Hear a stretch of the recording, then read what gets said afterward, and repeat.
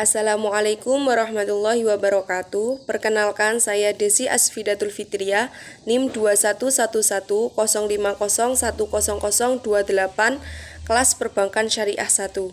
Di sini saya akan menyampaikan materi tentang wadiah.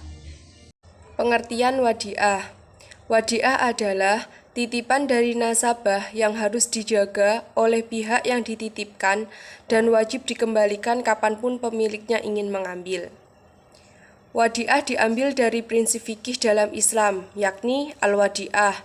Artinya, titipan murni dari satu pihak ke pihak lain, baik individu maupun badan hukum, yang harus dijaga dan dikembalikan kapan saja si penitip mengkehendaki.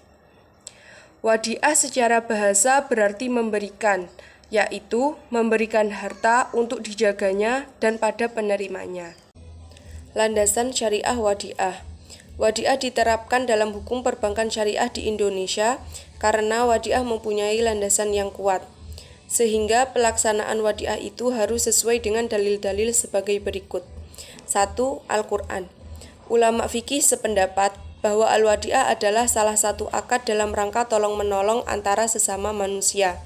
Landasannya firman Allah Subhanahu wa taala yang artinya 1 Surat An-Nisa ayat 58. Sungguh Allah menyuruhmu menyampaikan amanat kepada yang berhak menerimanya.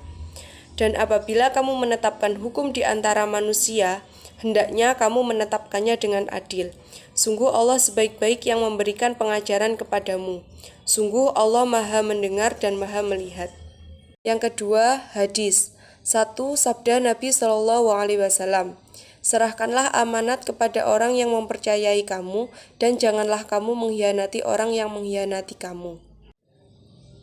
Dari Abu Hurairah diriwayatkan bahwa Rasulullah SAW bersabda, tunaikanlah amanat atau titipan kepada yang berhak menerimanya, dan janganlah membalas khianat kepada orang yang telah mengkhianatimu. Hadis riwayat Abu Dawud dan Tirmizi. Dan diriwayatkan dari Rasulullah SAW bahwa beliau mempunyai tanggung jawab atau titipan. Ketika beliau akan hijrah, beliau menyerahkannya kepada Ummu Aiman. Dan Ummu Aiman, menyuruh Ali bin Abi Thalib untuk menyerahkannya kepada yang berhak.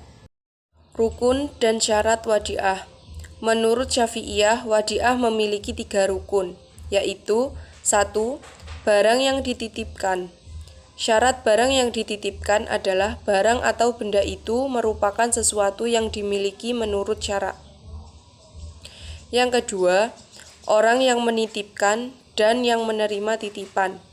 Disyaratkan bagi penitip dan penerima titipan sudah balik, akal, serta syarat-syarat lain yang sesuai dengan syarat-syarat berwakil.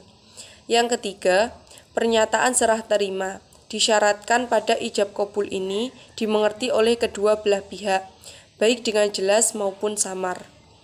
Syarat wadiah.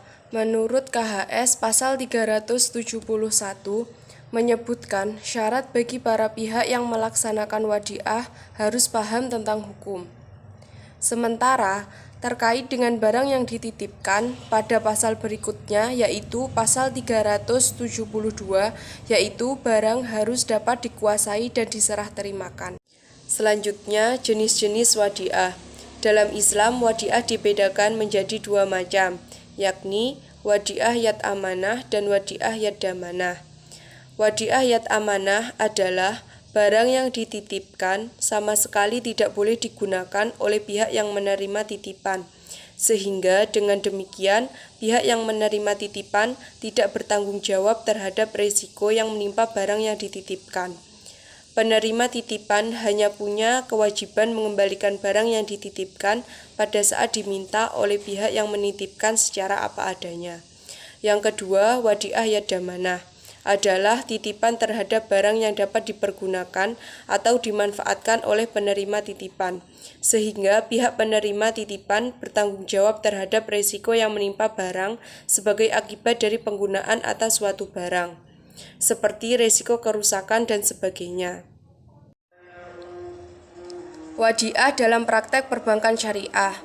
Wadiah dipraktekkan pada bank-bank yang menggunakan sistem syariah, seperti Bank Muamalat Indonesia atau BMI.